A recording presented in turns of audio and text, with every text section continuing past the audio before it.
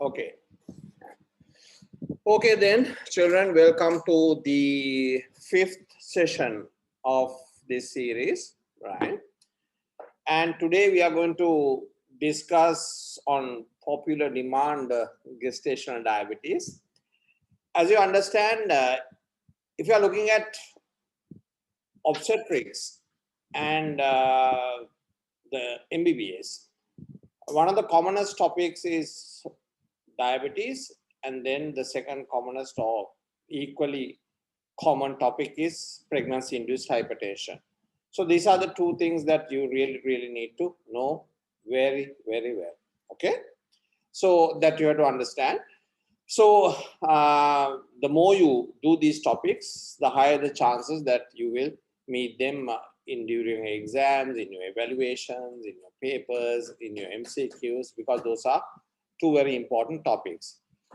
So of these, today I have chosen gestational diabetes. So let's talk about it. Now, let me pin my video. Right, okay. Fine. Now, if we look at gestational diabetes, right? Now, when you sit in your clinic, or there are different types of patients who are going to visit you with problems of diabetes. The first group that goes to come to you are the women who already have diabetes and that they know that they have diabetes, right? So it's an already diagnosed group of patients who have become pregnant and is coming to you for follow-up and treatment, right? So now this group is going to meet you all with diagnosis cards, with follow-up clinics in the endocrinology or with a physician or any diabetic clinic. They'll be on different kinds of medication, different kinds of oral hypoglycemics, different kinds of insulin, different regimes of insulin. So already they are getting or is being managed for diabetes. The second group who are coming to you are women who have diabetes, but they do not know they have diabetes and they have got pregnant. So this is a group which you must discover and find out whether they have diabetes. So they come to you unaware that they have diabetes. So that is the second group. Okay.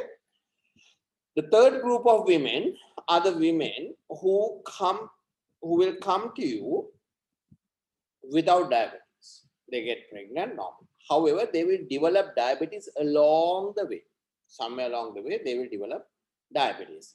These are what we call gestational diabetes. This is one part of gestational diabetes that you have to remember. So these are the three groups of women, if we are talking about glucose problems, who are going to meet you. In summary, number one is women who have pre-existing diabetes and they do know they are already diagnosed and on treatment on diabetes, right? Second group, women who develop diabetes along the way. Initially they didn't have it, later on they get it because of the pregnancy. The third group are women who are diabetic but have not been diagnosed and they do not know that they are diabetic. They get pregnant, then they come to you. And this is someone or these patients we need to diagnose them. So these are the three groups. Today, I'm going to speak only about gestational diabetes. I'm not going to speak about pre-existing diabetes, right? And I'm going to only talk to you about gestational diabetes. Is that clear? Right? So these are slightly different entities, but principally there are some similarities which you have to understand. Is that clear so far? Yeah, okay. So what is gestational diabetes? If you look at now, there are four things that come into play, children, for your MBBS and if the IC1 registrar, if there are postgraduates, there are four entities or four associations which you need to understand to think about diabetes, right? However, as a final MBBS student, you might not want to or have to look at these things. But one of the first things in Sri Lanka is that you need to look at the diabetic guidelines issued by the Sri Lanka College of Obstetricians and Gynecology. Right? That is number one. The number two document is there are FIGO guidelines, FIGO, Federation of the International Gynecologists and Obstetrics, FIGO guidelines, which gives certain kinds of guidelines and recommendations. The third one which you need to look at is the other NICE guidelines, NICE, right, which gives us guidelines as to what we need to follow and look at. So these are the three basic associations which we sort of look at guidelines for the management of our patients. The fourth thing which we need to look at, there is an international organization, right, which combines an international organization for the study groups in diabetes in pregnancy, right? It has a long name, IGSTCP, like that long name, but it's basically a collaboration of study groups, international collaboration of study groups who study diabetes, and they base their guidelines on various studies that have been done. And one of the main guidelines that most of the organizations have relied upon is the HAPO guidelines, which is called the Hyperglycemia and Pregnancy Outcome, which is a study which was done around in about 21,000 women. And some of the criteria in most of these associations are based on those HAPO study, okay, which is a 2008 freely available New England Journal of Medicine, which you can, if you want to look, please go and have a look. And the fourth organization that issues guidelines is the WHO, right, children? So all these guidelines, as a summary, I just want to tell you what, is always a summary, and the recommendations come from most of what is useful to us comes from these four associations. The guidelines and the information is totally free on the net, right? So if you want, please look at those. In summary again, what are these? NICE guidelines, Sri Lanka College of Obstetricians and Gynecologists. The NICE guidelines are collaborated with the Royal College of Obstetricians and Gynecologists. Then the Sri Lanka College of Obs and Gynae, then the FIGO guidelines, FIGO, right? And the fourth is the WHO, right? And these associations, these organizations will base their recommendations on some of the organizations, like the International Obstetrics, the collaborative study groups in hyperglycemia and pregnancy. Those will collaborate on some of these organizations and take their recommendations. And some of the recommendations are based on the HAPO guidelines, which is widely used, not HAPO guidelines, the HAPO study, which is widely used to code the norms for diabetic control, as well as the norms for cutoff marks in the oral glucose tolerance test, which we widely use. Is that clear? Right? So what I'm going to tell you all today is going to be a mixture of all these, right? I'm not going to specifically rely on one thing, right? So I'm going to talk to you about the current guideline or current practice which we have. So if you want specific information and to read about each of these, please go to each of these sites and download these documents and read them. After I have discussed the general guidelines with you, that would give you a very good idea of gestational diabetes as well as pre-existing diabetes, which is going to be another different class. Okay, is that clear? So now you all understand the base on which we are going to stand today, right? So we are going to talk about gestational diabetes, right? Number one, in gestational diabetes children, the first thing is we are going to talk about is what is the definition? The definition is, there are different definitions in basically, if diabetes or any sort of glucose intolerance is discovered in the first instance during pregnancy, it is going to call gestational diabetes. Gestational diabetes mellitus. Is that clear? Because it is discovered in pregnancy, it is going to be called gestational diabetes, right? What you have to understand is in this group, there are two kinds of women. The first kind of women are the women who already have diabetes, who have not been diagnosed, but comes into pregnancy, becomes pregnant, and then we discover diabetes in them, right? And the second kind are the women who do not have diabetes. They become pregnant, and then during the pregnancy, we discover diabetes. Both these are gestational diabetics by our definition, which I just told you. Is that clear?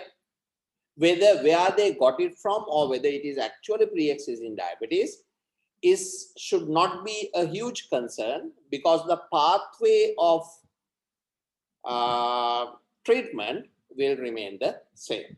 Okay, but there may be few exceptions. I will tell you as to what will. So the treatment will be slightly different in exceptional circumstances where the blood sugars may be extremely high, right? But however, usually the pathway remains the same. The second thing which you have to understand is that we can suspect in certain patients, yes, maybe this is pre-existing diabetes. Who are these? These are the women we diagnose diabetes in the first trimester and maybe in the second, but before 20 weeks. So if we arrive at a diagnosis of diabetes in a woman who is in the first, or let's say less than 20 weeks, the chances are that it did not develop immediately in pregnancy, but the chances are she had some form of glucose intolerance or diabetes pre-pregnancy. She never knew about it, but she became pregnant and we find it. Do you understand? So we can have a suspicion, but that makes no difference to our follow-up and treatment plan, okay? And how we manage her during the pregnancy. We can have a suspicion, but still the diagnosis will remain as gestational diabetes, right? But what you all can do and can say is that, okay, because this was diagnosed in the first trimester or before 20 weeks, there is a possibility that this might have been pre-existing diabetes, and we diagnose it now, right? And how do we find out whether it is actually pre-existing diabetes and she got pregnant?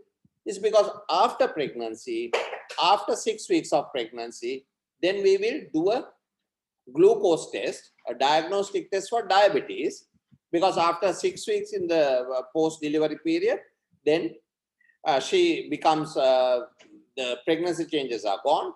Then we perform a diabetic test, and if she is having diabetes, then we can look back and say, ah, yes, this is a woman who probably had diabetes and got pregnant. Do you all understand? So that is something that you need to think about. Okay. Now let us go back to, or go to a patient management with gestational diabetes, right? Okay. Now, when they come to us initially in the clinic, we have a chat with them, right? And then we say, okay, and we just look in the booking visit itself, right? We can do what we call clinical screening. Clinical screening in the sense we ask them several questions and find out, yes, is there a possibility that this woman may have a higher risk of having diabetes now? Remember that group? Unknown diabetes coming into it. Or is there a higher risk of these women developing diabetes in the future? So this is called clinical screening. It is not absolutely effective, but what are the questions that we ask? See, in a population, when we talk about screening children, what do? Simply said, screening is we take a population of women or whoever we are interested in, a cohort, and we divide them into two lots. One large lot would be screen positive people and the other is screen negative people. Screen positive means that group has a higher risk of having the problem. Screen negative is that group has a lower risk of having the problem. That does not mean that the lower risk group, there are no women not having the problem, right? But there may be a few. And in the group that we think that there is a higher risk, that does not mean all of them are having the problem. Do you understand? So a screening test is used just to divide the cohort into two groups, high risk and low risk. That's simply what is screening. Okay. So different screening tools can be used. And in this case, what I'm saying is, what I'm trying to tell you is, we can use clinical screening initially. And what are the questions that we have to ask? Remember, in Asian women, right, they are already high risk because Asian women are at a higher risk, and the black Caribbeans and Asians are at a higher risk of developing diabetes or having diabetes already or having gestational diabetes, number one. So being Asian is a risk factor already. Being pregnant is also a risk factor. Why? Because I have taught you before, I think, the placenta starts to produce human placental lactogen, and it increases with the gestational age. What does human placental lactogen do? It's a fetal hormone. It goes into the mother. And what is its purpose? Its purpose is to get glucose for the baby.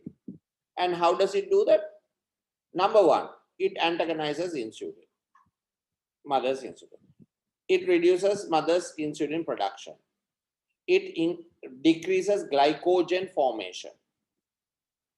3, it increases breakdown of glycogen from glycogen to glucose. It converts mother's metabolism from using glucose to using free fatty acids, right? So therefore, it goes into the mother and basically increases the mother's glucose but prevents her from using it.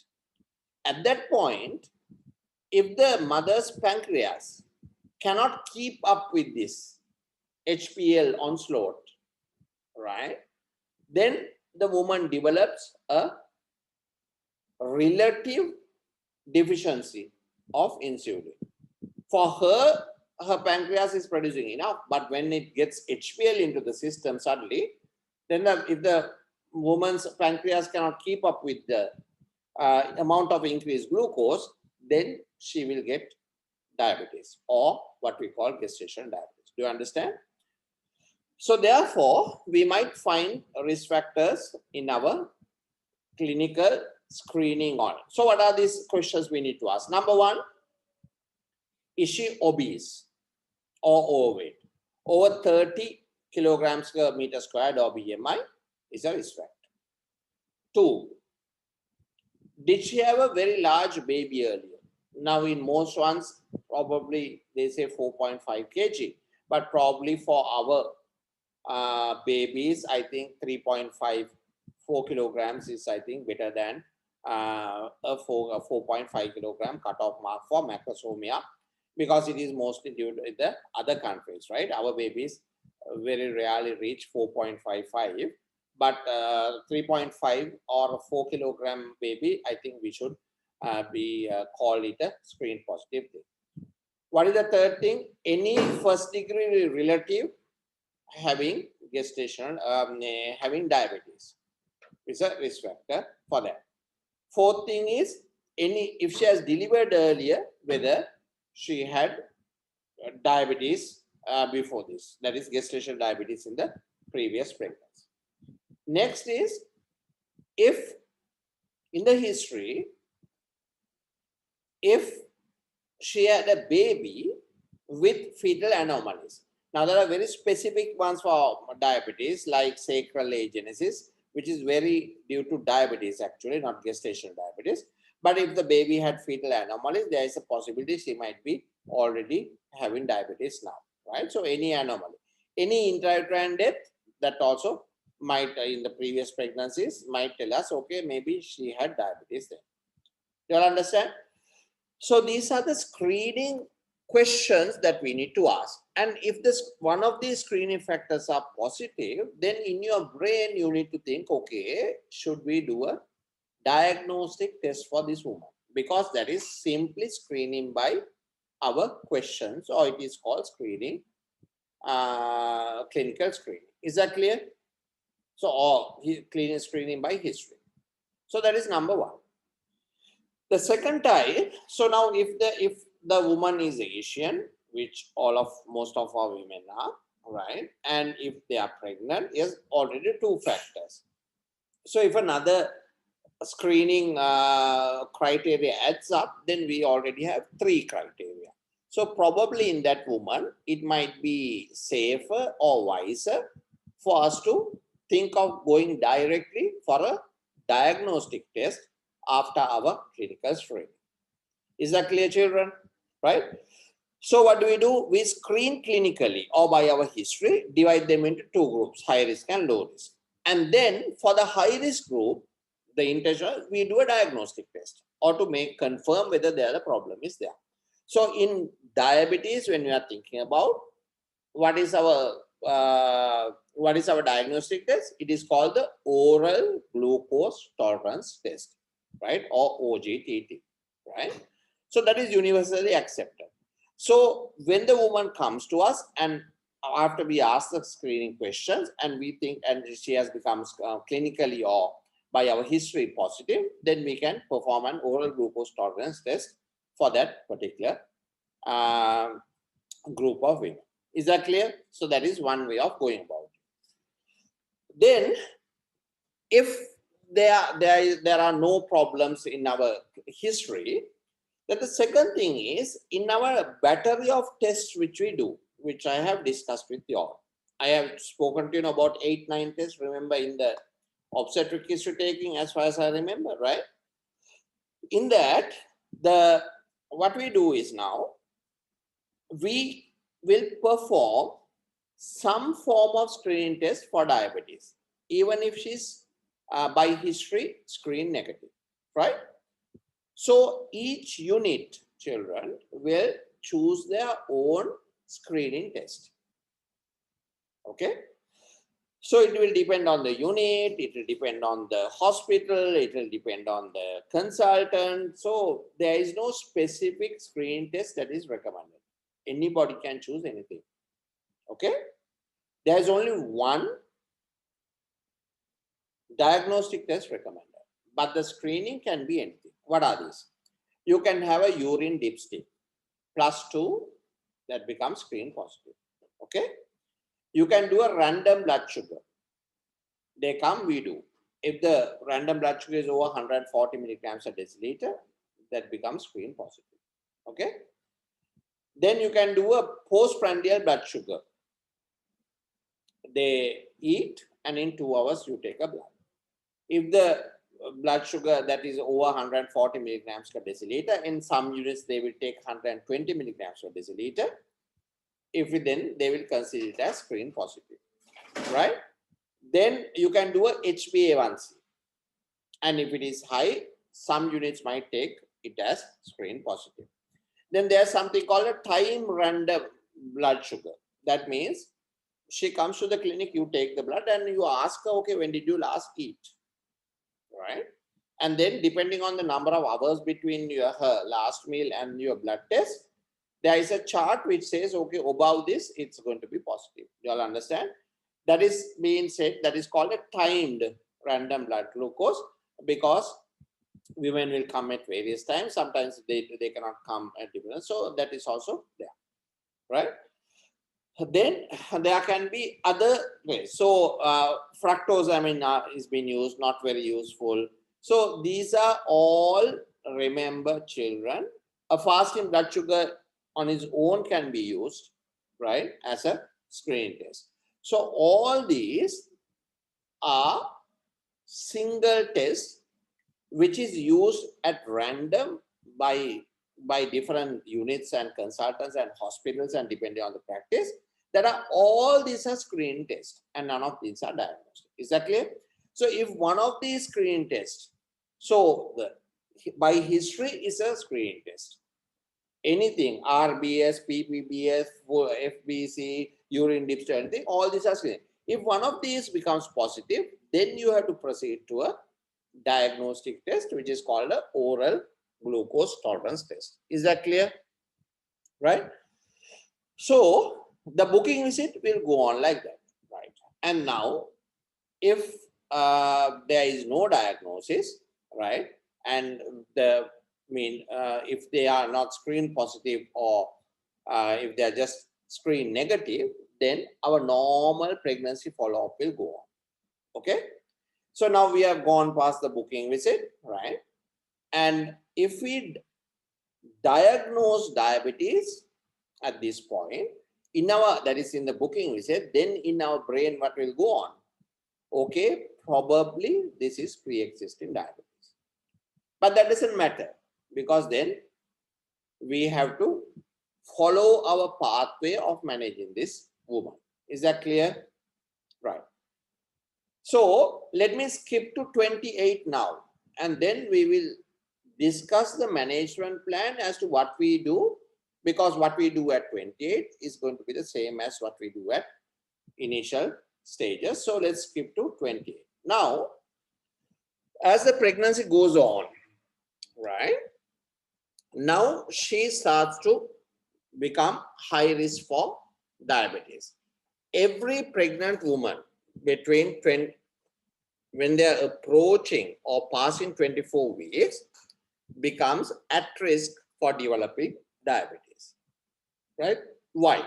As I told you earlier, because the amount of human placental lactogen will go up, and it antagonizes the glucose control in the mother's body, and therefore she develops diabetes, right? And I told you why. And therefore, every pregnant woman, this is the recommendation, starting from 24 weeks to 28 weeks, that is the time they are at the highest risk for developing diabetes or gestational diabetes, and that is the best time for us to find out whether they have gestational diabetes. And therefore, what do? We perform universally for every woman a diagnostic test between 24 and 28 weeks. And what is the recommended diagnostic across the board, right? FIGO, NICE, our college, then and the WHO is the oral glucose tolerance test, right? Now here comes all the controversies, because the diagnostic test, the controversies are what? The cutoff marks. That is the problem, and that will remain a problem for a long time. Okay, until each country does its own very large study, which are going on in Sri Lanka also, I think, right? And then you do a population specific huge study, and then you develop your own criteria. The cutoff marks for these, it becomes hugely variable, children. Okay, so some units may use different kinds of oral glucose tolerance tests. Some units may use different cutoff marks. So as a guideline, what you all can do is to base your management on one type of cutoff mark, because otherwise it becomes confusing to practice.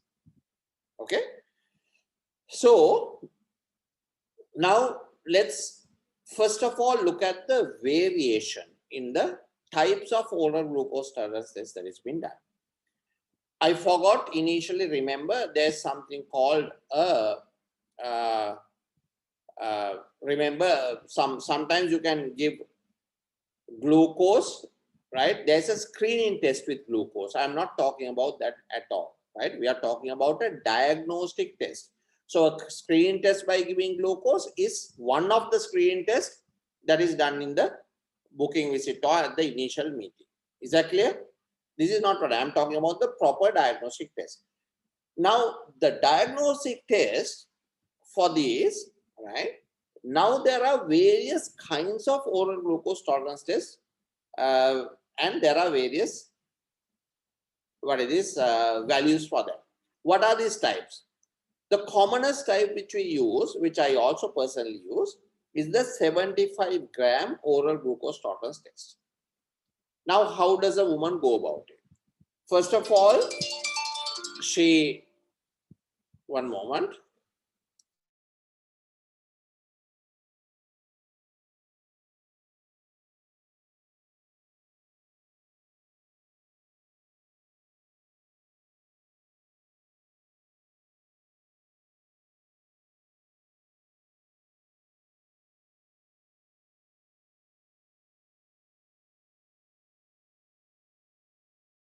Right, sorry.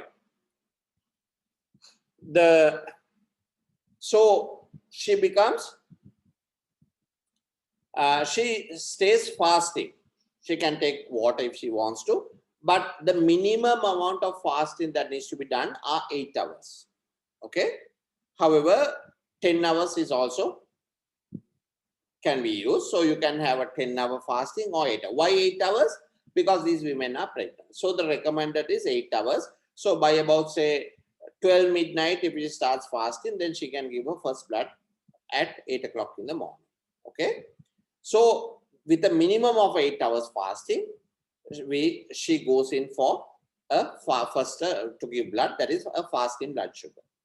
Next, she is given 70 grams of glucose diluted in 300 ml of water, right?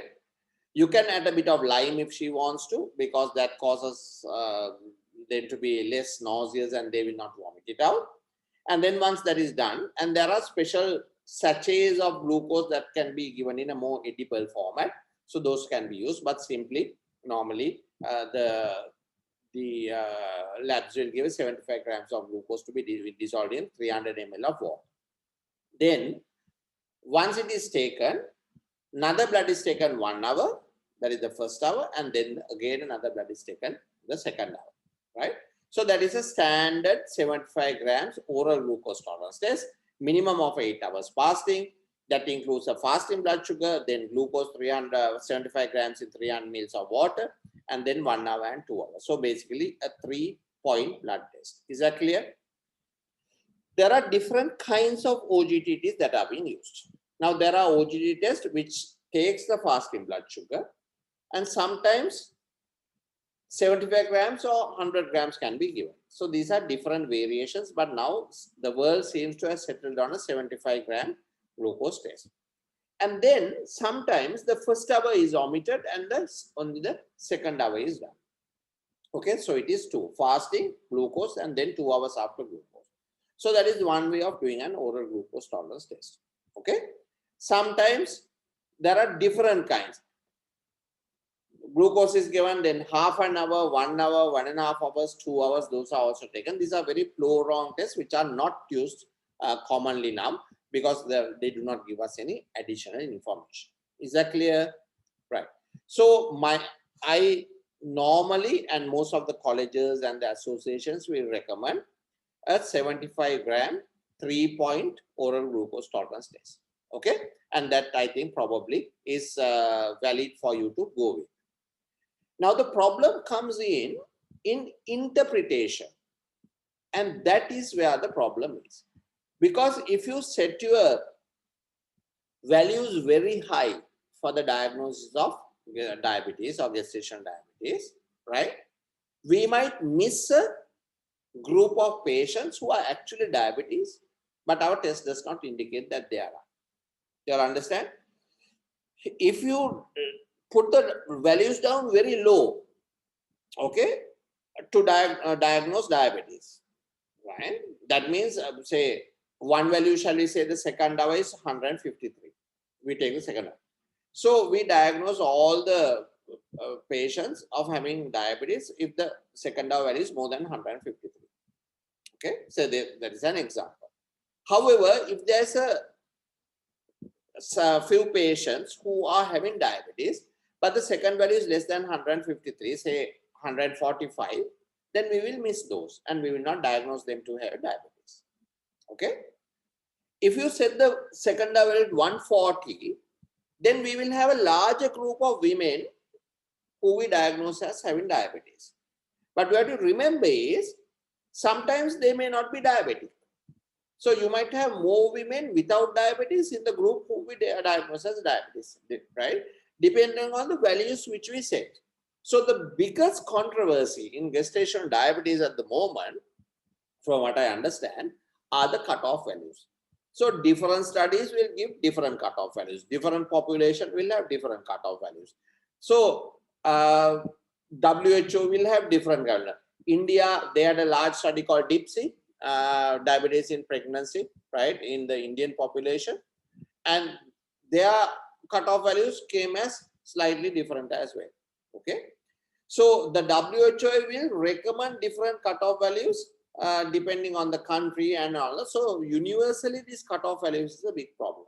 So if you look at each of these organizations, WHO, NICE, college, our college, and FIGO, you will find different cutoff values for all these organizations.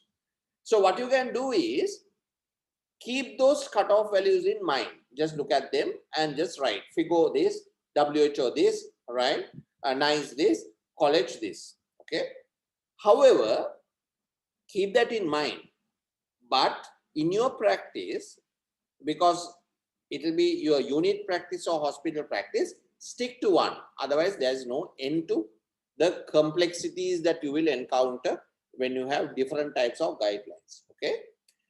For me personally, children, I use the HAPO study for the, and that HAPO study will also have the recommendations of several organizations, and that is being used. This is a controversial thing, as I told you, but I, for myself, I use this HAPO study guidelines for the moment, right? What are these? Fasting blood sugar cutoff value is 92 after 8 hours of minimum fasting. After glucose, the first hour is 180 milligrams per deciliter, and the second hour value is 153 milligrams per deciliter. Okay, so these are the values I personally use. However, this is a very controversial topic. So these are based on hypoglycemia and pregnancy outcome study in 2008, and they may differ or change with time.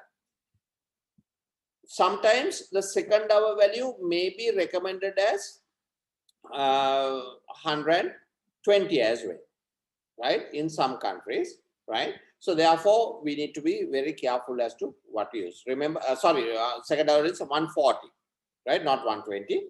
So therefore, there's a huge difference between 140 and 153 is the second hour value, right? So therefore, we need to be very careful as to what we choose to do. So please base your recommendations on when you talk. Okay, so just say that it is the unit policy. Okay, is that clear? So for me, I use 92, 180, 153. And for the moment, I have no reason to change it, but may change it in the future depending on what other evidence will come to light, because we need to change our practice depending on the evidence and the new criteria that comes along. Okay. Now, what are these based on? These cutoff values are based on the number of problems that a woman may have or may not have due to diabetes. So therefore, these are based on the chances of the baby getting large, which is called macrosomia. The chances that the baby may have a lot of urine around the baby, that is polyhydramnios. The chances of the cord, different kinds of chemicals in the cord, which shows that the baby is having some form of diabetes or glucose intolerance or non-controlled in the mother, right? Then the chance of the baby developing complications due to diabetes. For example, hypermagnesemia, hyperbilirubinemia, hypercalcemia. So different kinds of neonatal problems are also included in that. So how does it happen? Okay, if the baby had a lot of problems, okay, they go back and check, okay, look, the cutoff value was 153. 140, but the baby still had this problem. So therefore, probably we should have a lower cutoff value to diagnose the problems. Do you understand? So you compare the neonatal outcomes and the maternal outcomes with the cutoff values and try and compare them and then get a value where there are no complications. And okay, less than that, probably then it is not gestational diabetes. If the baby starts having complications, the mother starts having complications, maybe we should have put the cutoff value here so we catch all of those and then treat. Do you understand? So that is how in these studies, the problems and the cutoff values are correlated to try and find a middle ground, right? Do you all understand? So therefore, because if you include a lot of women who are not having diabetes into a diabetic group by our cutoff values, we start to overtreat them. We will give unnecessary diets, medication, insulin, all these are risky things to do. Do you all understand? So we need to find the good grounds. For the moment, that is why the controversy is there. Is that clear, children? Right? Okay. So let's go with one cutoff value for the moment, right? Which is based on, as I told you, hyperglycemia and pregnancy out of HAPO study, which is 92, 180, and 153, right? If you look at these organizations, they will recommend different kinds of cutoff values as well. Okay. Now, how do we diagnose gestational diabetes? If one of the values of anything is higher than the norm, then we diagnose gestational diabetes. Is that clear? So now we have a woman with a diagnosis of gestational diabetes, right? Now what do we do? Therefore, every woman who is diagnosed with gestational diabetes requires treatment. That is the bottom line. Okay? So treatment, right, is in different forms.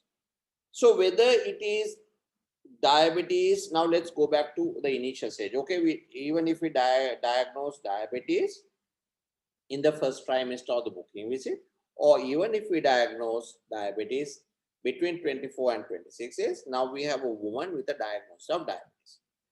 Now comes something which is very important, children, right?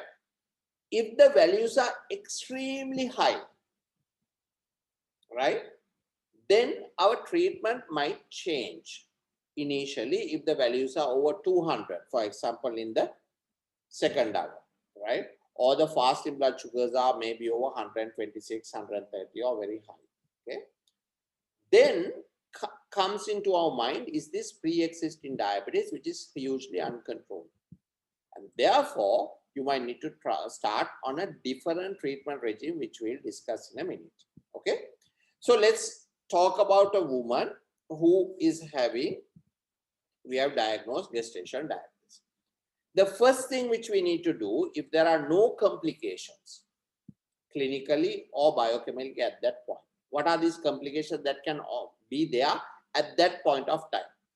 Number one, we may diagnose it at a time where the baby is extremely large. We are sure of the dates, but the baby is large. Now we already have macrosomia. We may diagnose gestational diabetes at the time when there's a lot of amniotic fluid, right? So that there is already a complication. We may diagnose a form of diabetes when the woman has gone into ketoacidosis. She comes with ketoacidosis, and then suddenly you diagnose she is having diabetes. Then a woman might come, I am feeling thirsty all the time, and you do a diabetic test and she is diabetic. So most probably it's pre-existing diabetes. Then a woman may come that she has a lot of thirst, or she passes a lot of urine. Then you try it. So in these women with some sort of non-control or complications, our treatment pathway may be slightly different to what I'm just going to tell you in a conventional, not complicated gestational diabetes. Is that clear? So let's go along one pathway, which is routine patient with gestational diabetes diagnosed, right, without complications.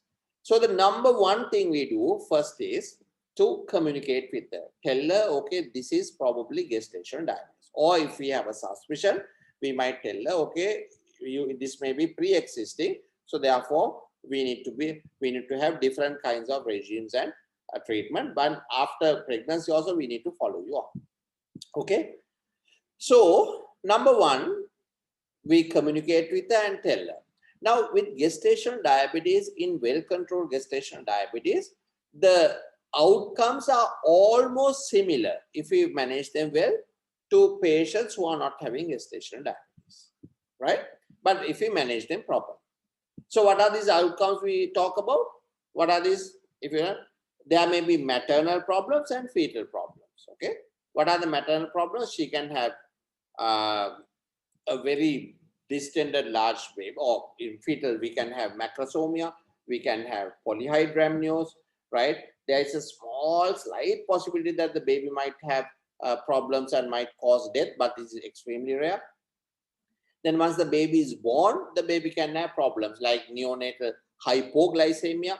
Why hypoglycemia? Suddenly the baby's glucose falls because due to gestational diabetes, there's a lot of glucose coming into the baby. And the baby's pancreas will become large and produce a lot of insulin. When the baby comes out, when the cord is clamped, no more glucose is coming from the mother. If it does not take good, suck enough milk, right? But the baby's pancreas is working well, a lot of insulin, and there is immediate hypoglycemia. So the baby can go into hypoglycemia. Everything else is hyper, right? So hypoglycemia. Then all the chemical problems can come up because of the problems with metabolism. So the baby can experience hypocalcemia, hypomagnesemia, all these elements can go down because that exchange does not take place and the metabolism does not take place properly. What is the other hyper thing? Is hyperbilirubinemia. Because what happens is the baby can have polycythemia because although the baby is large inside, this is especially in babies with pre-existing, mothers with pre-existing diabetes. Although the baby is large, what happens is almost all the organs in the baby's body is existing in a state of hypoxia. Because although the organs grow, the blood vessels that provide these organs do not grow relatively as fast. And therefore, the large organs, but they are not very healthy. And therefore, they have relative hypoxia. And these are hypoxic large organs. Okay, what are the only two organs that the insulin does not cross? The brain and the testis. No? There's a blood-brain barrier and there's a blood-testicular barrier, right? These are not very sensitive, but the rest of the organs can become relatively large. So therefore, when the baby comes out, most of the organs are hypoxic, and therefore that is why there is all hypomagnesemia, hypokalemia, hypocalcemia, all that. However, because the baby is hypoxic, relatively, more erythropoietin is secreted and there is more blood cells and they have polycythemia. Once the baby comes out, the destruction goes on very much and then therefore bilirubin goes fast. So the babies they become jaundiced and they have hyperbilirubinemia. Okay.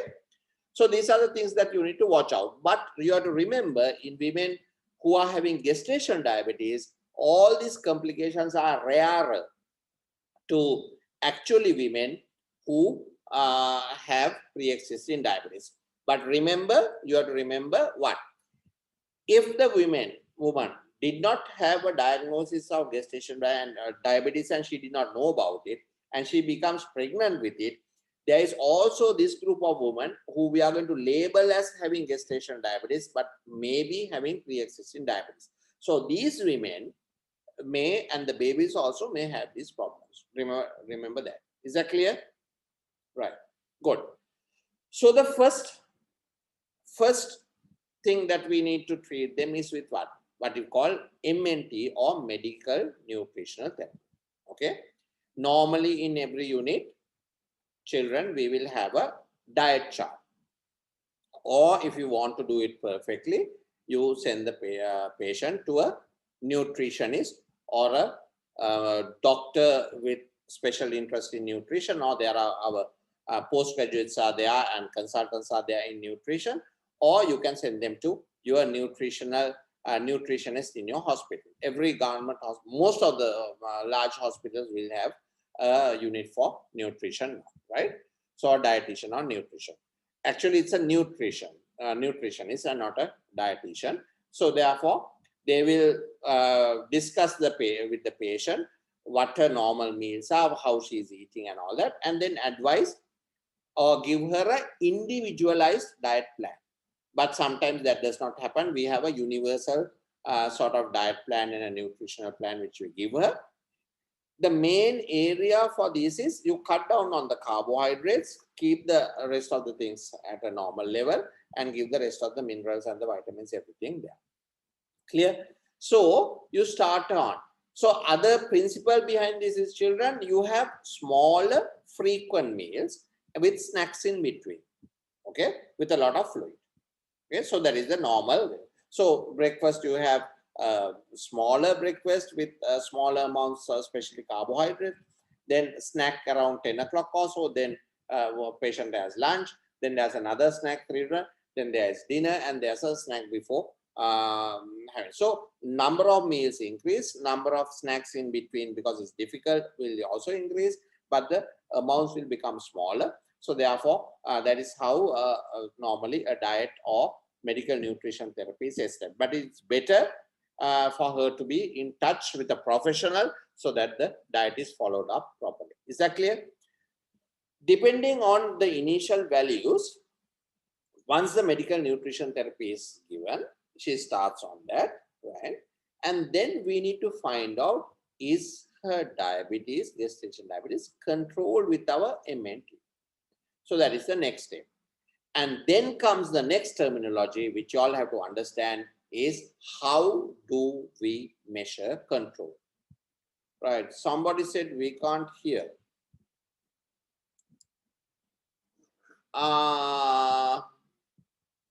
Right, I can see Chamod. Can you hear me, Puta? Thumbs up. Yeah, Kasun. I can't see Kasun, but I can see a beautiful picture of him. Okay. Oshadi, can you hear me? Yeah. Okay. Sakuntala, I think probably something wrong with your computer. So check it out. Okay, Puta? Right. Shall I continue? Yeah. Okay. Then now I lost the thread. Medical nutrition therapy. Right. So then comes the next definition that you have to understand. How do we measure control? And that is what we call monitoring. How do we monitor? So remember three terminology which you need to know. First is screening, okay, and what to use. Second is diagnosis, which is the oral glucose tolerance test. Third is monitoring blood sugar control, and that is done by what we call the blood sugar series. Okay. Now, blood sugar series is done by doing different blood sugars at different times of the day, right? So there are different kinds of BSSs. We call them blood sugar series or BSSs, right? And there is also a huge controversy about the blood sugar series that we are doing. Okay. There are 7 point, 8 point, 4 point, 3 point. There are different kinds of blood sugar series which can be done. If you want to trouble the woman a huge amount, what can we do? We can do a blood sugar at midnight. We can do a fasting blood sugar. Then we can do a 1 hour after breakfast, 2 hours after breakfast, then 1 hour pre-lunch, 1 hour post-lunch, 2 hour post-lunch, 1 hour pre-dinner, then 1 hour post-dinner, then 2 hours post-dinner. Can you do it? So you can do all sorts of things, right? Then you can do a simplified blood sugar series like what? A fasting blood sugar, then 1 hour post breakfast, 1 hour post lunch, 1 hour post dinner, only the postprandials. Or you can do fasting blood sugar, 2 hours post breakfast, 2 hours post lunch, 2 hours post dinner. Okay. So lots of variations are there in the blood sugar series, right? So now now comes the cutoff marks. And what is our aim in doing a blood sugar series? Basically, it's best to think about one cutoff mark than to go for several cutoff marks, right? In our practice, in our unit, we use simply one. Fasting blood sugar, we want it to be below 95. That is our cutoff mark, because remember, fasting blood sugar reflects the overnight control. So whatever problem she has been having overnight, it will be reflected in the fasting blood sugar. Okay. So when we are looking at the fasting blood sugar, we are thinking about the 12 hours which she had prior to it. And if it is high, we think that yes, in the night, there has been some problems, ups and downs, and then finally fasting remains high. Okay. Then you can do pre-meal or post-meal, 1 hour or 2 hours. But what has been found, the evidence is that sometimes it seems that the 1 hour postprandial seems to be correlating more with the chance of baby getting bigger or macrosomia, right? However, it's a controversial topic. You can use a 1 hour value or a 2 hour value if you want a post-meal. Normally, the 1 hour values are, the cutoff values are at 140 and the 2 hour cutoff values are at 120 milligrams per deciliter. However, units may use different cutoff values. I personally use fasting blood sugar with a cutoff value of 95 and each postprandial, 1 hour postprandials with a cutoff value of 140, right? However, some units may use 120 as the second hour cutoff value as well. Is that clear? So we give medical nutrition therapy and we do a blood sugar series. And we hope that with that, all the blood sugars which you do are less than our cutoff value. And we think that the patient is sort of biochemically controlled. Is that clear? So you choose your own blood sugar series or the cutoff values and they may differ. The blood sugar series may differ from 100, but what you need to have or understand is that you need to be thinking about the unit policy, right? And the different organizations may recommend different cutoff values and different blood sugar series, okay? So that you also have that. So, however, what is essential is once the diagnosis is made and once therapy is started, like medical nutrition therapy, we have to have some form of monitoring of the blood sugars to make sure that we are achieving our targets, because in our brain there are targets as to what control should be, right? Is that clear? So the targets, if you take 95, our target is to keep the fasting below 95 and the rest of the postprandial is 1 hour below 140 or 2 hours below 120. So that should be the target. Okay, right. The next thing is there are different ways of principles of monitoring. There's another principle called home blood glucose monitoring, where the patient monitors the blood sugars at home, or self blood glucose monitoring, right? So where the patient monitors the blood sugar. So there are different ways. Now, most countries will sometimes use home blood glucose monitoring. Now remember, there are two ways of measuring blood sugars. One is venous, the other is by finger prick or capillary. Now these cutoff values are also different. So you have to use a different set of cutoff value for capillaries. If you are doing it as home blood glucose monitoring with capillary blood sugar, the patient measures it herself. Or if you are really doing venous, then she has to really go into a lab and get it done. Okay, because the venous blood needs to be drawn. So the patients are very happy sometimes to use just capillary blood sugars, but they may not be extremely accurate. However, what is good about capillary blood sugars or whole blood sugar monitoring is that the patient finds it extremely easy, right? At the same time, you can do it more frequently than ask the patient to visit a lab every 2 to 3 days, or you can do it even on a daily basis, right? So therefore, and randomly at different times, and therefore sometimes maybe than just 1 weekly or 2 weekly venous blood sugar series, sometimes home capillary blood sugar monitoring may be even superior. But of course, these are just ideas. In Sri Lanka, we normally rely on, because sometimes the patient cannot do them herself. So therefore, we normally rely on conventional blood sugar series every 2 weeks or sometimes every week, but usually it's every 2 weeks, we rely on a conventional venous blood sugar series. However, it can differ from unit to unit, consultant to consultant, or hospital to hospital as to what exactly you use for monitoring of diabetes in pregnancy. Is that clear? So remember, if you are using one thing, you need to know which cutoff points are there, what values to use, and how frequently you have to use.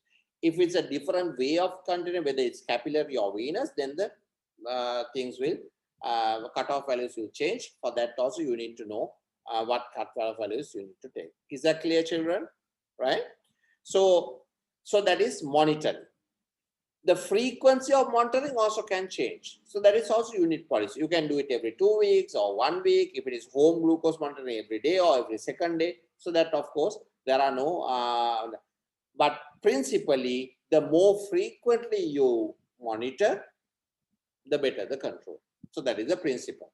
So you have to come to a compromise as to how much you can ask the patient, how many times you can ask the patient, or how frequently you can ask the patients, depending on your country, your circumstances, her social circumstances, the amount of her financial status, and everything, as to what you can ask the patient do. Because there are patients who may not be able to afford a home blood glucose monitor. The strips may be expensive, and there may be patients who cannot afford to do blood sugar series every week or every third day. So then probably we have to settle for maybe 2 weekly. However, 1 weekly blood sugar, venous blood sugar is superior to a 2 weekly venous blood sugar series. That is obvious, right? Because then we get more data. However, it may not be very practical. So depending on your country, where you are practicing, the practices of monitoring blood sugar will change, right?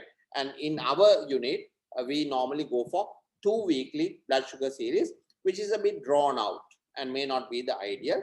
But then the patients find it more easy to do a venous every 2 weeks than to try and give blood 4 times a day every week.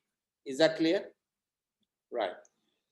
So remember, now from medical nutritional therapy, now we go for monitoring.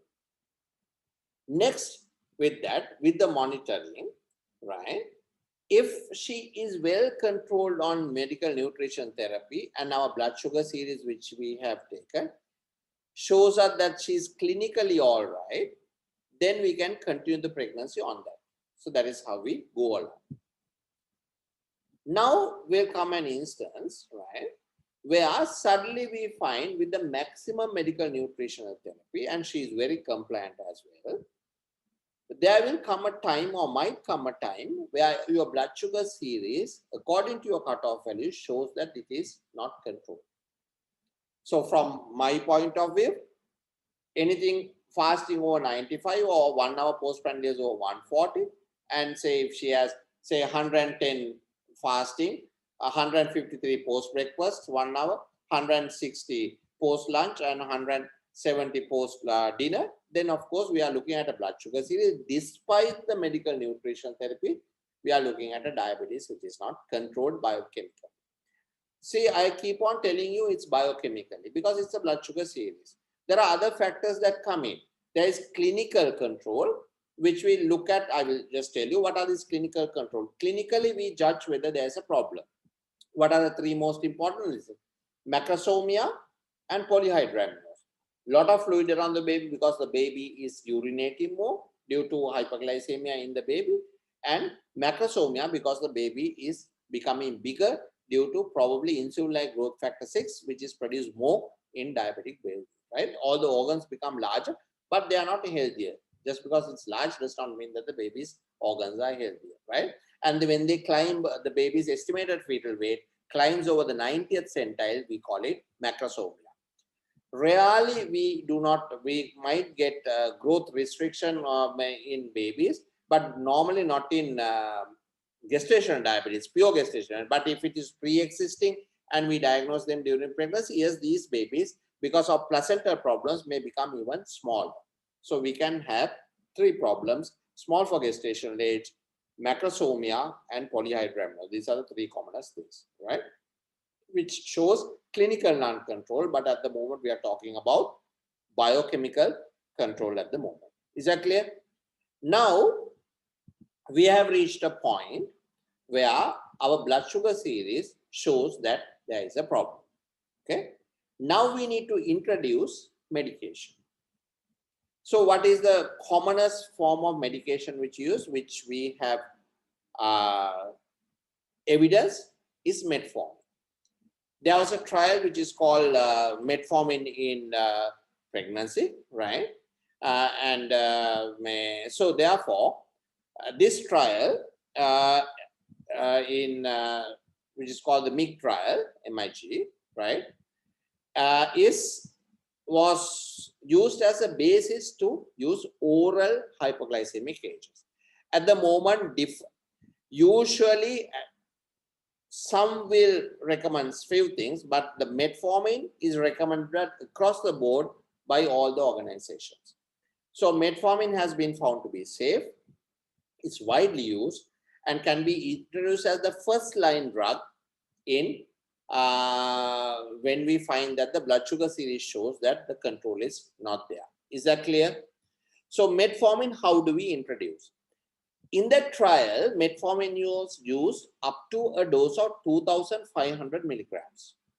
Okay. So therefore, that is the evidence-based safe limit, that is trial-based. However, now evidence is coming up. Yes, we can go even higher and higher, but maybe it is safer for us to stick to maybe 2,500 or 3,000 milligrams per day of metformin to try and control. What is the minimum we give? 500 milligrams 3 times daily. 500 milligram TID. And how do we give metformin? We give it on top of the diet, and the metformin is normally advised to be taken just before the meal, the 3 main meals. Just before breakfast, you take the metformin and you sit down to eat. Lunch also, you take the metformin and she sits down to eat. Dinner also is the same. Do you all understand? So 500 milligrams 3 times a day is the starting dose. And then what you do is, while she is on diet and while she is on metformin, then at a sort of acceptable interval, maybe 1 week in some minutes, maybe 2 weeks, right? After taking metformin, then she does another blood sugar series. And then you look at it again. Okay. And then we see whether it is within the ranges of what we want.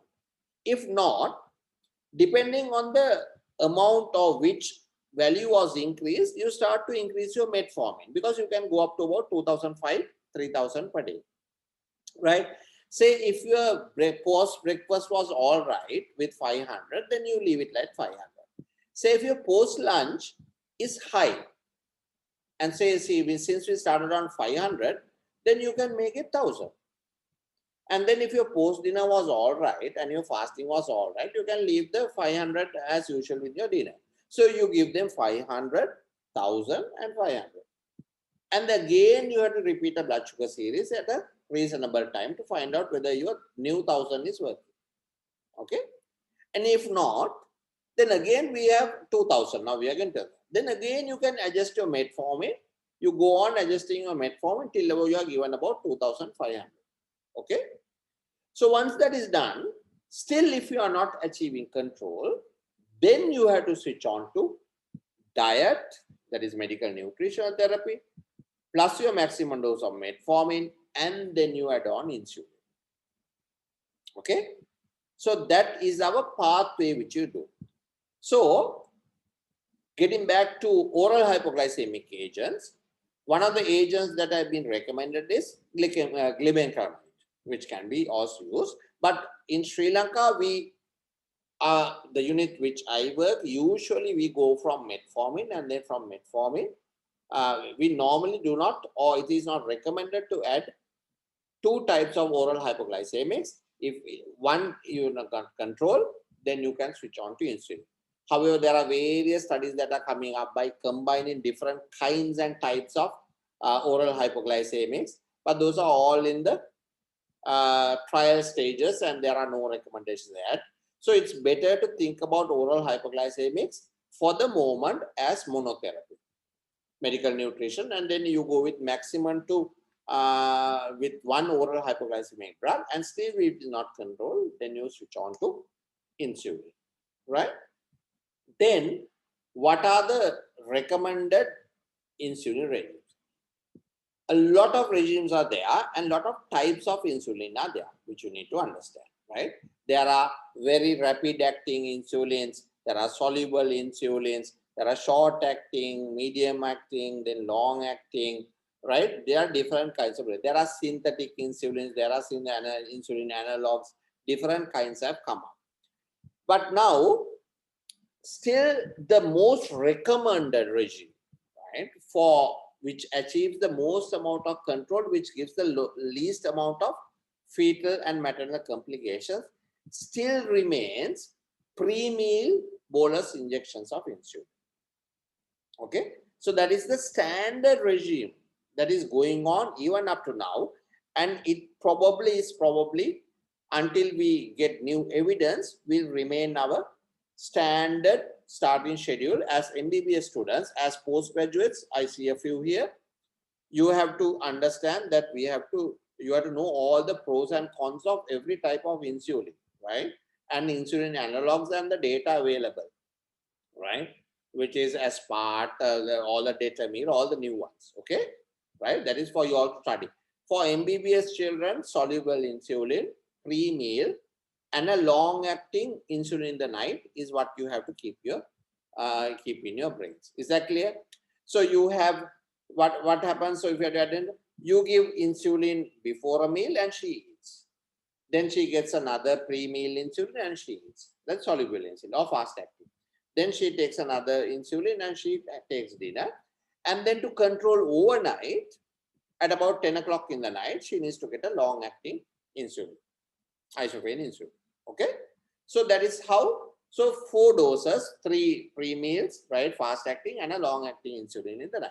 So that is the standard regimen that you need to remember as medical students. You are not going to be asked about short acting, median acting, different regime. That of course we will ask all the postgraduates in detail when we see you, right? So do you all understand?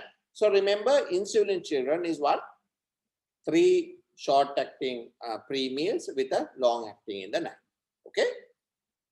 Is that clear?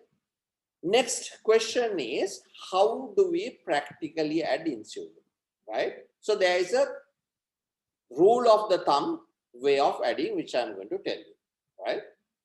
What we do is, for all the postprandials, we add 1 unit of insulin for every 10 milligrams per deciliter of glucose, which is over 100, right? So let's look at it this way. First of all, when you do a blood sugar series, right, we check whether these are controlled, fasting and 1 hour postprandial.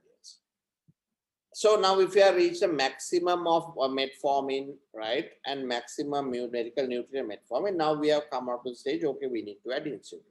Now if you are looking at a blood sugar series of, shall we say, fasting blood sugar 92, is that normal? Yes. 1 hour post breakfast is 150, is that normal? No. Post lunch is 160, is that normal? No. Post dinner is 180. Is that normal? No. Please write. Okay. Now we know, yes, we need to add insulin. Now, how do we add? Now, since we have decided to add insulin, so the decision is now taken. Now, how many units to add? Say if the post breakfast is 150, okay, what is our rule of the thumb? Right? Anything over 100, we add insulin. So how many units over 100 is 150 milligrams per deciliter? It's 50 milligrams per deciliter over there. Okay. And then we add 1 unit for each 10 milligrams per deciliter. So how many units do we need to add? 5. Clear? So pre-breakfast, she gets 5 units and eats. Okay. Post lunch is how much? I said 160, right? So how many units do we need to add? 6. Good. Then she injects herself 6 units and eats. Post dinner is 180 children. You have to add how many? 8. The decision for adding insulin is 140. Okay. However, we add insulin, everything over 100, once the decision is taken, we add 1 unit each for every 10 milligrams per deciliter. Is that clear? Now, how do we add the long-acting dose? That is empirical. There are no rules of the thumb, right? So looking at the fasting blood sugar, we are aiming that overnight. Then say if it is 97, then probably we can add about 4 to 6 units of long-acting insulin for the night. And then next day we can look at it, right? Then what we do is, we do a blood sugar once we have added insulin, right? Now our patient is on diet, on metformin and insulin. And then maybe you can, in 3-4 days, it's better to do another blood sugar series and see, right? So let's say now the fasting, now what is, so because shall we say now she is on 5 units, 6 units, 8 units and 4 units in the night. Okay. Now we do another blood sugar series and hardly find that the fasting blood sugar is 100. Is it bigger, more or less? It's more. The post breakfast is 130. Is that all right? All right. Post lunch is 150 despite our insulin. And post dinner is 120. Is that normal? Normal. Right? So then again we readjust the insulin. How do we readjust? Post breakfast, we keep it as it is. We had 5, right? Initially, and now it is, what is the value I said post breakfast? Something less than 140, right? So which is normal. So we keep it as 5. Then we look at lunch. We added 6 units earlier, right? Or 5 units. Then lunch, okay. So lunch, what is the new value I said? 150, sir. 150. So on top of what is still it's not controlled. So we have to add 5 more units to what we had earlier. So what did we have earlier? How many units? 6, yeah? Right. So 6 and 5 we add and we make it 11 pre-lunch. Dinner, how much did you have? It's normal. So, but we added 8. So therefore we keep it at 8. However, long acting we added 4 initially, but now it's 100, which means probably we need to add maybe another 4 or 6. So we will make it about 8 and see whether it can. Do you understand? This long acting, there are no hard and fast rules. Is that clear, children?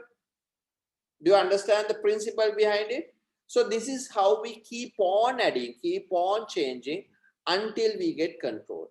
Once we get control, then again we can go back to our routine, normal routine of frequency of doing blood sugar series when we achieve control with insulin. Is that clear? Right. So we go on till until delivery. Now what we have to remember is, there are instances where we might initiate insulin directly without going through all this without going through medical nutritional therapy, without waiting for it to control, because all the alarm bells might start to ring if certain things are present, and our medical nutritional therapy and oral hypoglycemics may not be sufficient for us to control the diabetes quickly as we want it. What are these instances? Initially, if the fasting blood sugars are very high, over 126, we think it to be high, okay? Or the second hour values are over 200. Then you start off on insulin directly, and then you control everything. Doing BSSS, you control it insulin only. Of course, medical nutrition therapy plus insulin, right? Along the way, if we suddenly find that the clinical controller is not there, macrosomia is starting to develop, because we have to do serial growth scans and we plot them on a graph from about starting from about 28 weeks or 24 if we diagnose the gestational diabetes at 24, we start plotting them. we diagnose at 28, we start plotting. There are charts, serial growth charts, which has the 10th centile and the 90th centile. Less than the 10th centile is small for gestation, over 90th centile is macrosomia. So we hope that it's in between. So suddenly in the chart, if we find macrosomia, then our maybe metformin and medical MNT is not enough for control. So we switch on to insulin, right? Suddenly, if she develops polyhydramnios, we might switch on to insulin. Suddenly, if we find that the one of the blood sugar values are very high, right, and our medical nutrition and our oral hyperglycemia are not working very well, we might have to switch on to insulin. Do you all understand? So depending on certain things like polyhydramnios, the presence of macrosomia, very high values and very uncontrolled blood sugar series, if she's only on medical nutrition therapy or metformin, we switch on to insulin in those instances to gain better control. Is that clear? And especially in all diabetes, if it is suddenly diagnosed in the 3rd trimester and we have no time to start MNT and metformin and wait for it to go down because she's going to be near delivery, in those to achieve control, also we have to start with insulin. Is that clear? So those are the instances where we will start off with insulin directly than wait for metformin to do its job, because that will take some time. Is that clear? Right. So now that is how we control diabetes during the pregnancy. So now we approach what? Once you have done that, we approach what we call around 36 weeks. There are several things that we have to find out, right? So along the way in the monitoring, we monitor the mother biochemically, and of course we monitor the fetus. And how do we monitor the fetus? By ultrasound scans, which is normally at 3 to 4 weekly intervals. And what do we look for? Macrosomia, small for gestational age, sudden changes in the pattern of growth. Right, which is rare in gestational diabetes. So macrosomia, small for gestation, and polyhydramnios, where the single deepest pool may be over 4 centimeters. Okay, so there are polyhydramnios. There are discomfort. Then you are looking at bad control, and therefore you might need to be on the lookout. So fetal monitoring must be initiated around 24, 26, or whenever you start find that she's having diabetes, you have to initiate growth monitoring by ultrasound scan. Is that clear? Right. So fetal movements then in a lot of fluid. So in that case, you might need to do ultrasound scan to find out whether the baby is moving as well. So then you monitor the mother and you monitor the baby, and then you go along. And then around 36 weeks, there are several decisions you need to take. Number one, timing of delivery. Second is the mode of delivery. Okay. So timing of delivery is simple. If the woman is on medical nutrition therapy only and well controlled biochemically, and you can go on until about 40 weeks. Okay. Second thing is, if the woman is on therapy of any sort without complications and well controlled, right? Yes. But if she is on metformin or insulin, it's better to deliver around 38 and 39 and not wait till about 40. Is that clear? So fully controlled on medical nutrition therapy only, you can go along the pregnancy until about 40, 41 weeks as a very normal pregnancy. Medical nutrition therapy plus metformin or insulin, fully controlled, you can go on till about 38, 39. Okay. Medical nutrition therapy with medication and insulin, if complications start to come out, right, which may be polyhydramnios, macrosomia, fetal distress, maternal problems, maternal diabetic ketoacidosis, symptomatic, then you might need to think whether you need to deliver earlier than the dates which I told you. Is that clear? So that is the timing of delivery. Mode of delivery, diabetes is not a contraindication for gestation for a vaginal delivery. So you can go for a vaginal delivery. However, if the baby is macrosomic or having problems, right, then of course you might need to think of a cesarean section. However, cesarean section is not an indication to deliver by cesarean is not an indication for a woman who is having diabetes. However, you might need to think if the baby is macrosomic or having complications, right, very large babies, you might want to, or sometimes you might have to consider a cesarean section. Okay, so that is the timing of delivery.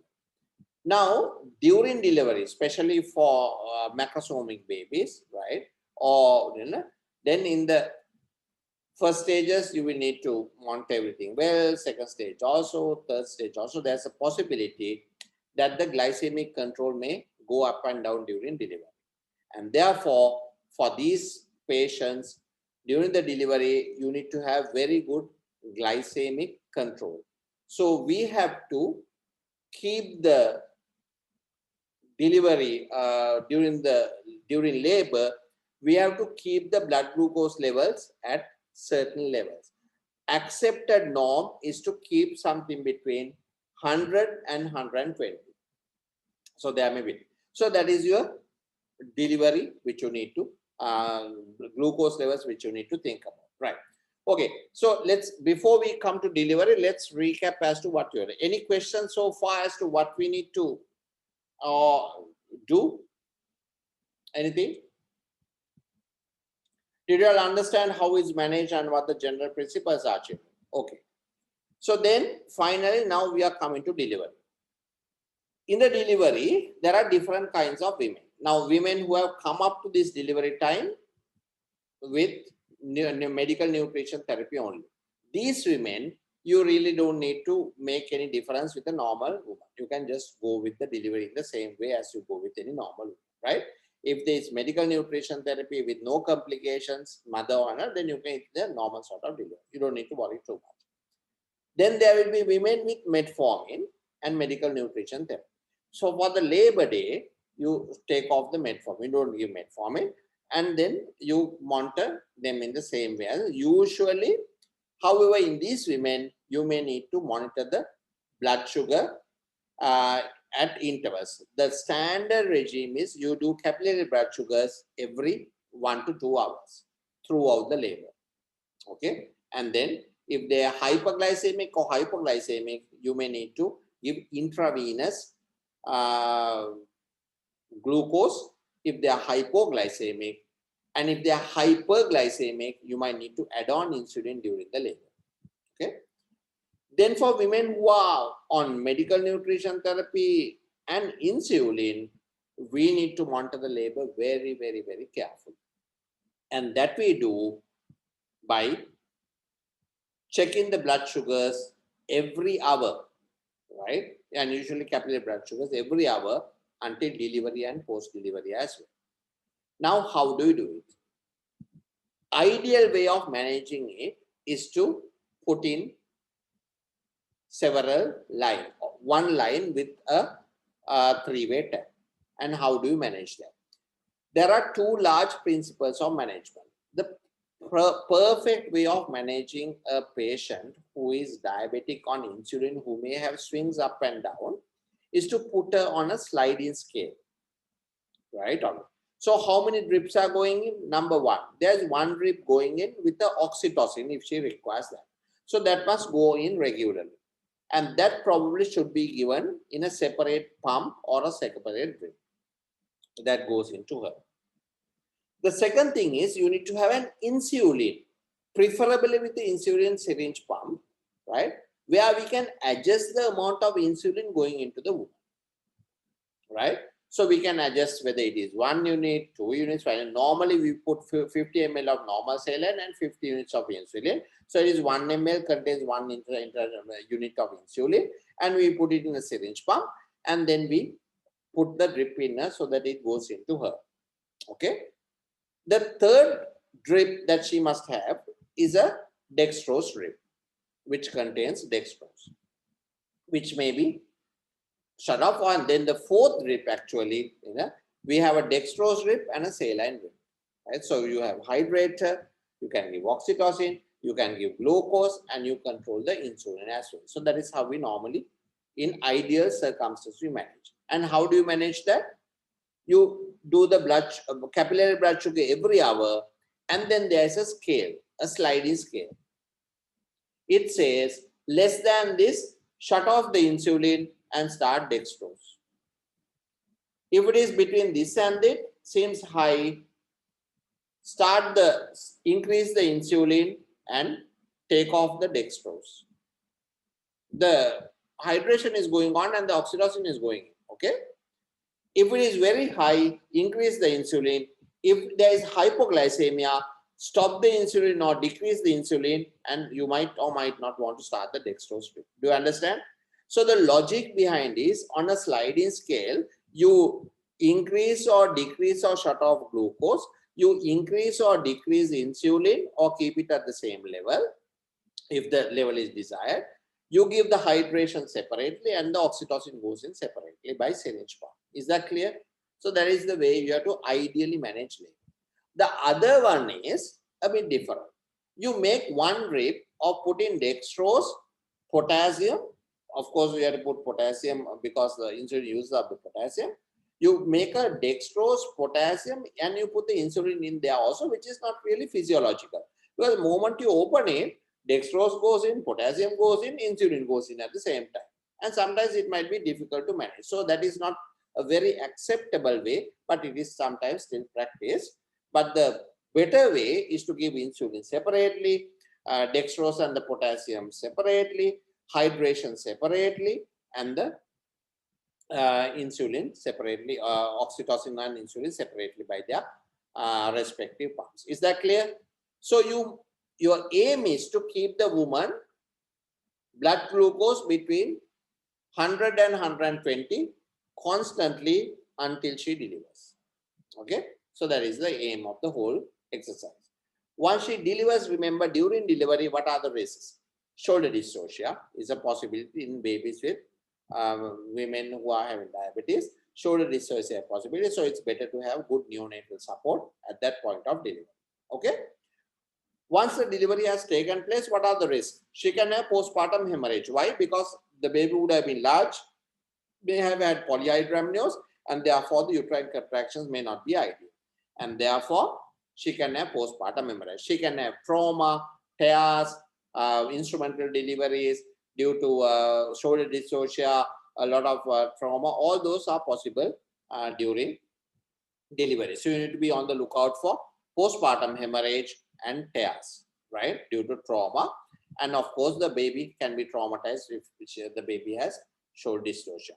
Soon after delivery, her glucose levels can fall because the placenta has gone off. It's no longer giving any problems to the mother. And then the woman has produced a lot of insulin during the time, and therefore she can have hypoglycemia, and even that she can have hyperglycemia. Right? So you need to monitor the woman very carefully in the immediate postpartum period and then in the puerperium as well. The baby can have all the problems which I told you.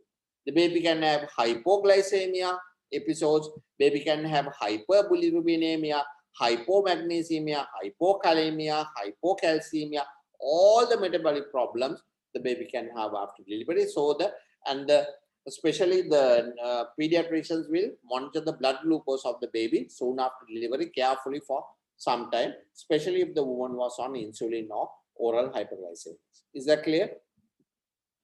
Then after that, cesarean section is the same. However, pre-operative, you have to make sure that the blood is fully controlled. During the operation, it's a short period, and then post-operatively, it's the same monitoring that needs to go on for the baby and the mother. In the puerperium, since we are talking about gestational diabetes, we stop all medication, right? And then we ask her to get back on a normal diet, and then after 6 weeks, we test her again for doing a diagnostic test for diabetes. If there is diabetes after 6 weeks, then we make a diagnosis. Yes, this is the woman who had pre-existing diabetes before she became pregnant, right? Only we know. So therefore, after that, she has to be referred to a physician or an endocrinologist for further management, right? If it's normal, then you advise her. What are the advices? Next pregnancy, you can have diabetes. It's better to check yourself every year with a fasting blood sugar. If it's overweight, please do lifestyle modifications because there's a chance you can develop diabetes in the future, right? And also, if you do develop, if you before the next pregnancy, make sure you go for preconception counseling to check yourself, because if you have diabetes, you need to control it before you conceive again, right? So those are the advices which you need to give the woman, right? If the woman had gestational diabetes during pregnancy. So what have we done? We have come the whole obstetric cycle. We have come from one to the other, and we have now come to the preconceptional clinic. Is that clear, children? So now we have principally completed gestational diabetes, which I wanted. These are the principles of management. Because I have not spoken to you about the finer points, but I wanted you to understand the principles of management of gestational diabetes. Next time we will do gynecology, and the time next we will do, or do you all want me to do pre-existing diabetes next time? Yeah, shall we do pre-existing diabetes and then complete that topic? And then at the same time, since it's a bit late now, I will take, because pre-existing diabetes, I only have to little to add on to what I just said, because the principles I have laid on everything. And then I will take all the questions. I have about 10-15 questions sent to me by the students. I will take the diabetes questions next time, because the pre-existing diabetes, the discussion will be short, and then we'll go on to questions and finish everything off at one time. Okay, is that good? Yes, right, sir. Okay, now I will open the forum to questions, right? You all can ask questions from me.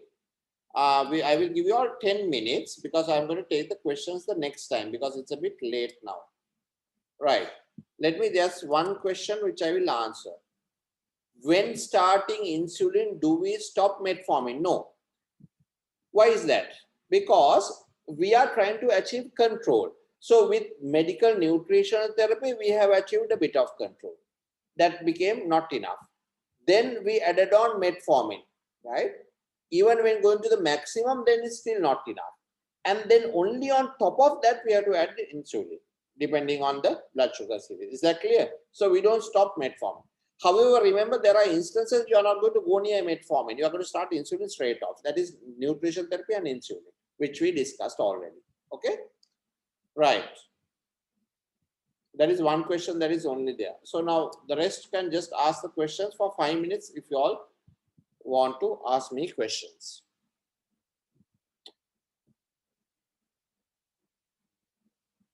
Hello, sir. Yes, okay. Yes, sir. I wanted to ask, sir, at 24 to 28 weeks, we directly go for a diagnostic test in all women. Yeah, universal testing. It's called universal screening. Yeah. Okay, sir. A diagnostic test, not a screening test. Yeah. So you do a universal diagnostic test for all pregnant women between 24 and 28 without doing any screening test. Yes, correct. Right, sir. And could hypothermia, neonatal hypothermia, be a complication? Yes. The baby can have all the problems under the sun, right? Diabetic, the problem is most of them are large, right? And therefore their blood, as I told you, every organ is hypoxic, including their skin. Okay. So, and the surface area is large, and therefore hypothermia is commoner in babies born to mothers who have diabetes. So therefore, yes, it's very important to keep the baby warm. However, that is pediatrics. Thank you, sir. All right.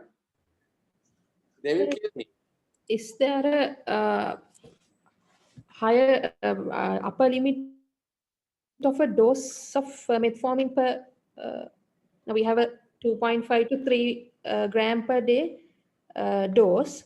So when we take one dose, is there an upper limit like? No, you can vary. You can do 500, 1,500 and 500, right? You can do 500, 1,000 and 1,000. So there's no real upper limit, right? But usually it doesn't come like that, because what happens is you always start with 500, 500, 500. So therefore, there's always a minimum dose left somewhere. And also remember, when you're treating a blood sugar series with insulin, it's always best to add the minimum possible dose, even if the your blood sugar series indicates that particular value to be normal. So I normally add 4 units because that is the minimum dose that you can give.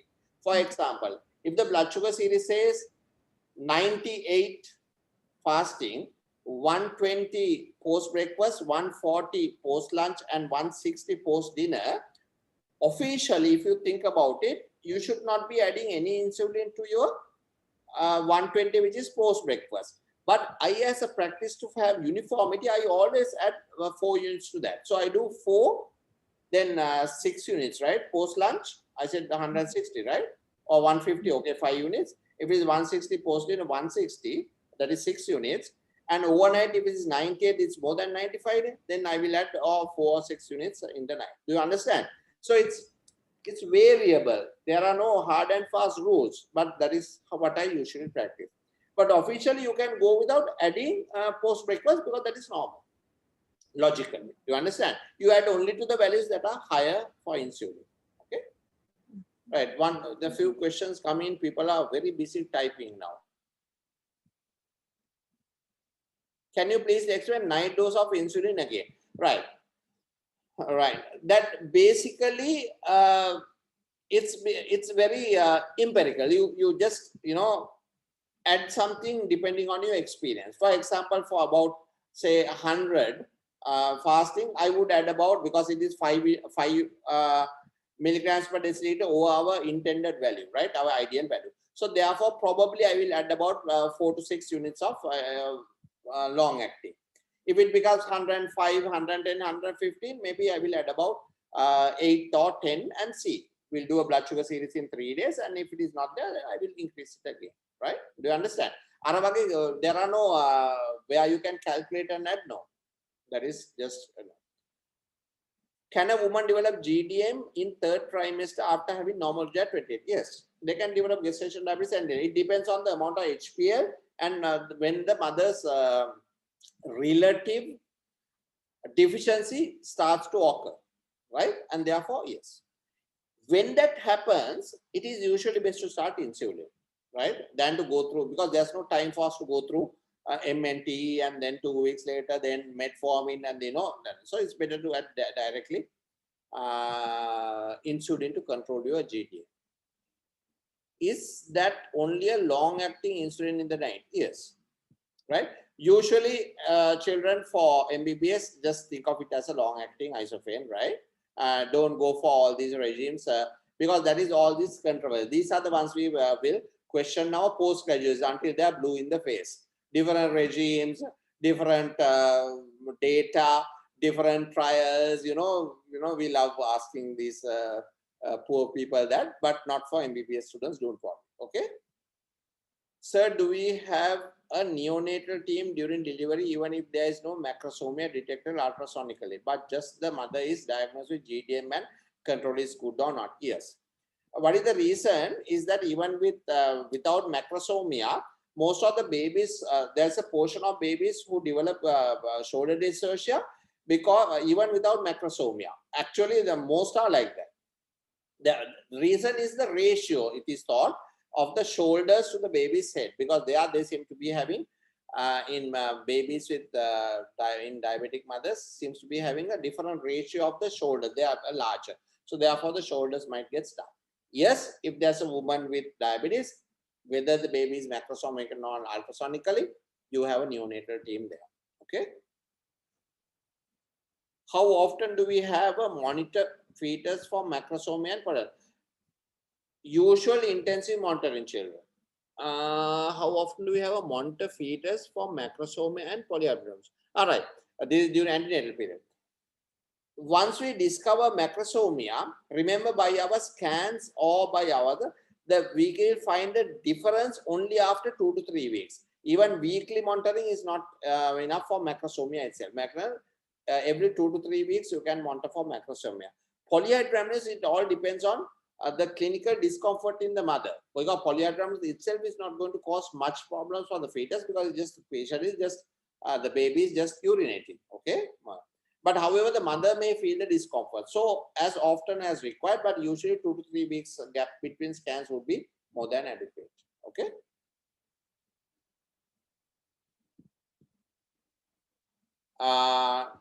If mother is diagnosed diabetes at booking visit, can we take it as GDMs? No. So that is pre-existing diabetes, which is the topic for next week, children. Okay.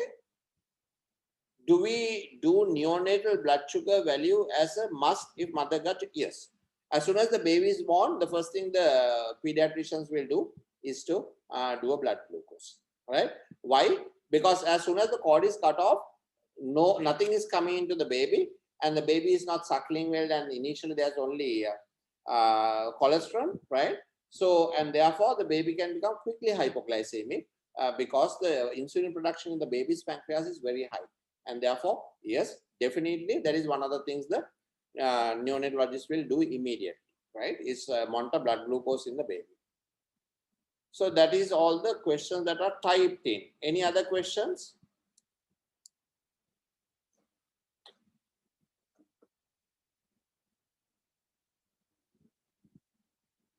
No? Right. So,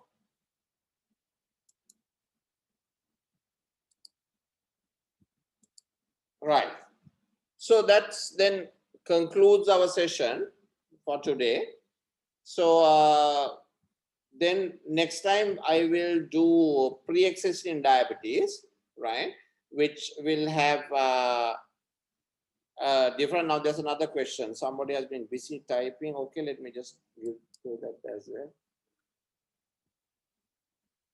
If the presentation is recurrent maternal infection as the presentation, should we consider it as an indication? Hold on. Okay. It's traveling up because a lot of people are typing now.